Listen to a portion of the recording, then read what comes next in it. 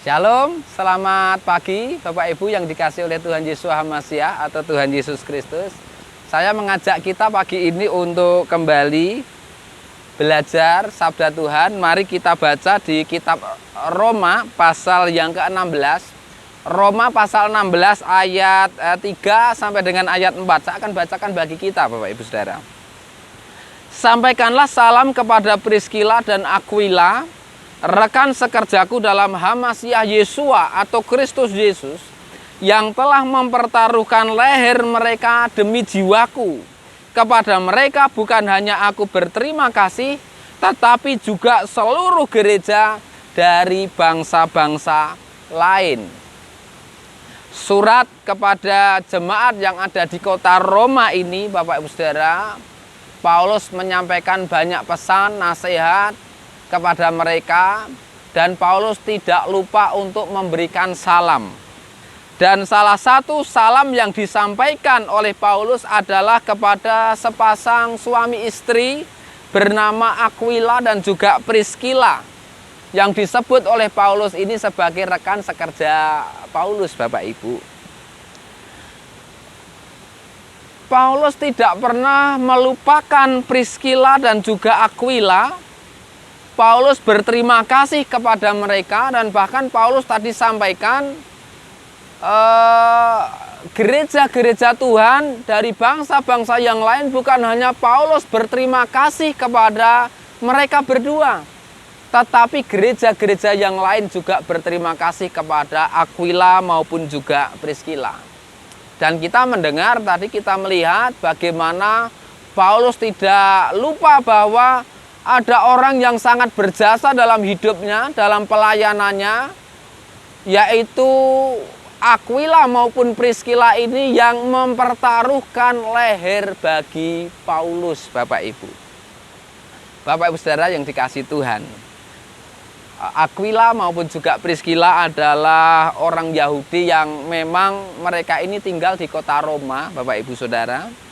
Namun pada sekitar tahun 49 Masehi atau tahun 50 Masehi, mereka pindah ke kota Korintus karena waktu itu Claudius memerintahkan supaya semua orang Yahudi yang tinggal di kota Roma meninggalkan Roma. Itu kebijakan yang harus diambil. Itu hal yang harus dilakukan oleh orang-orang Yahudi. Maka karena ada kebijakan dan mandat seperti itu, Aquila maupun Priskila pergi ke kota Korintus. Mereka tinggal di kota Korintus, dan di kota itulah maka Paulus bertemu dengan Aquila dan Priskila. Paulus menemui Priskila maupun Aquila ini, kemudian tinggal di rumah mereka, dan mereka bekerja bersama karena pekerjaan mereka itu sama, yaitu tentu kita ingat adalah pembuat tenda. Saudara bisa baca itu di Kisah Para Rasul pasal yang ke-18 ayat 1 sampai dengan ayat yang ke-3. Bapak Ibu, di kota Korintus setiap hari Sabat, Paulus bersoal jawab di sinagoga untuk meyakinkan orang-orang Yahudi maupun orang-orang Yunani bahwa Yesua itu adalah Hamasiah, bahwa Yesus adalah Kristus yang diurapi oleh Elohim. Dialah pribadi yang dinantikan oleh orang-orang Israel selama ini, maupun juga sebetulnya oleh bangsa-bangsa yang lain. Namun di sana Bapak Ibu dikisahkan bahwa Paulus ini sempat dihujat dan ditentang oleh orang-orang Yahudi sendiri. Kisah Para Rasul 18 ayat 6, saudara bisa cek nanti. Namun gigihnya Paulus adalah, Bapak Saudara, walaupun dia ditentang oleh orang-orang Yahudi di kota Korintus, dia tidak menghentikan pelayanannya untuk memberitakan kebenaran. Dia tidak takut, tetapi dia tetap semangat memberitakan jalan keselamatan kepada banyak orang. Dan waktu itu kalau kita melihat di ayat yang ke-11 dari Kisah Rasul pasal 18, Paulus tinggal di kota Korintus, tinggal di rumahnya Aquila dan Priskila ini selama 1,5 tahun, Bapak Ibu. Ayat 12, kalau kita baca di sana nanti, kita akan mengerti bahwa Galio ini menjadi prokonsul di Akhaya, dan setelah itu kemudian orang-orang Yahudi serentak bergegas menentang Paulus. Dan Paulus dibawa ke ruang pengadilan. Namun Galio ini mengusir mereka. Orang-orang Yahudi tadi dan orang-orang Yunani menangkap Sostenes, yaitu pemimpin sinagoga, serta memukuli Sostenes ini di depan ruang pengadilan itu. Ini di ayat 17 dikisahkan demikian.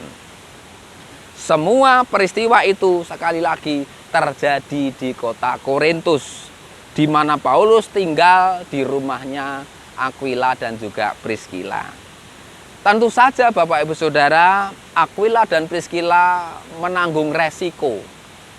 Kalau orang-orang Yahudi ditentang, kalau Paulus diusir, ditentang waktu itu dari sinagoga, maka mereka pun juga mendapat resiko yang sama untuk tidak disukai, untuk ditentang oleh orang-orang Yahudi maupun Yunani di kota Korintus. Maka Bapak Ibu Saudara, setelah peristiwa itu, maka Paulus tinggal beberapa hari lagi, lalu berpamitan kepada jemaat kota Korintus, dan melanjutkan perjalanan dan pelayanannya menuju ke kota Syria. Dan waktu itu Priscilla dan Aquila ini menyertai Paulus, ikut bersama dengan Paulus. Dan kemudian mereka tiba di Efesus. Di ayat yang ke-18 dari Kisah Para Rasul pasal 18 dikisahkan, dicatat dengan sangat jelas di sana. Sampai dengan ayat 19 Bapak Ibu. Maka tidak lama Paulus melayani di Efesus, karena dia melanjutkan perjalanan misinya ke beberapa kota lain seperti Kaisaria, Antioquia, Galatia, dan juga Frigia. Namun Aquila dan Priscilla tetap tinggal di Efesus, dan mereka berdua sempat menjelaskan atau mengajarkan jalan Tuhan kepada Apolos. Di ayat 26 dicatat demikian. Nah, Bapak Ibu, beberapa waktu setelah tinggal dan melayani di Efesus, maka Aquila dan Priscilla ini kembali tinggal di kota Roma. Saya percaya bahwa mereka tetap berpelayanan, mereka ambil bagian untuk mengajarkan kebenaran kepada orang-orang percaya di kota Roma, seperti yang mereka sudah lakukan dan perjuangkan memang untuk melayani jiwa-jiwa. Maka di saat itulah surat Roma ini diberikan kepada jemaat Roma oleh Rasul Paulus, dan kemudian Paulus memberikan salam kepada Aquila dan Priscilla yang sudah tinggal lagi di kota Roma.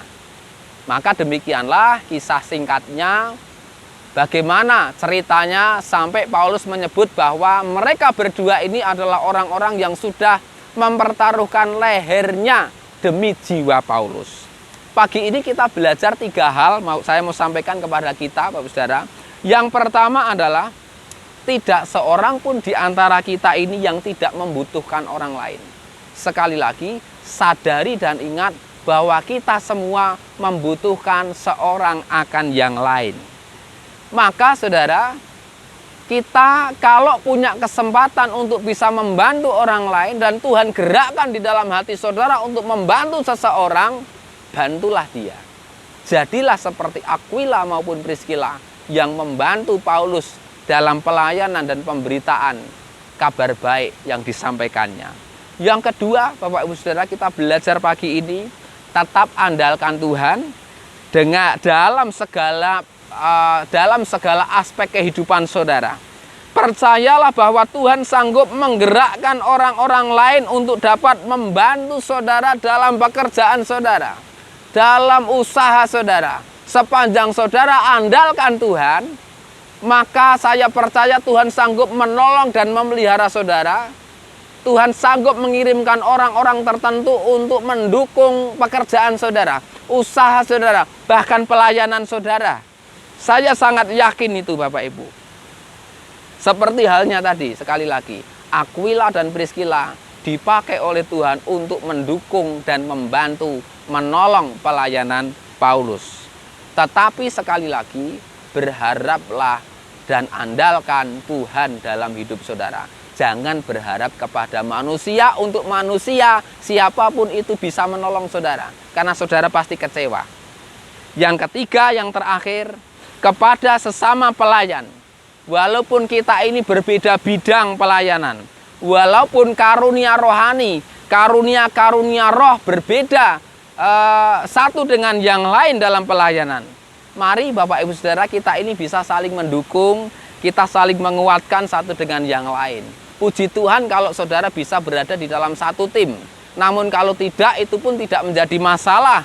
Kita ingat bahwa kita ini satu tubuh di dalam Hamasia. Di dalam Kristus kita ini satu tubuh. Maka kita harus dan wajib menunjang, menyokong satu dengan yang lain untuk berdirinya gereja Tuhan. Bapak Ibu, ingat bahwa kita ini melayani Tuhan bukan untuk bersaing satu dengan yang lain. Kita ini dipanggil oleh Tuhan bukan untuk membuktikan diri sebagai pelayan yang paling hebat daripada pelayan yang lain. Kita melayani hanya untuk kemuliaan Tuhan. Kita melayani, Tuhan kehendaki supaya kita bisa bekerja sama satu dengan yang lain untuk kemuliaan nama Tuhan kita, Yeshua Hamasyah. Demikianlah apa yang saya sampaikan pagi ini. Tetaplah semangat dalam kehidupan saudara. Tolonglah orang-orang yang membutuhkan pertolongan saudara. Dan berharaplah kepada Tuhan. Saya percaya Tuhan sanggup menolong orang-orang, menggerakkan orang-orang untuk menolong saudara. Baik dalam kesusahan saudara, usaha saudara, pekerjaan saudara, termasuk juga pelayanan saudara. Tetap berjuang di dalam iman kita. Semangat pagi. Tuhan Yesus Hamasyah memberkati kita semua. Amin.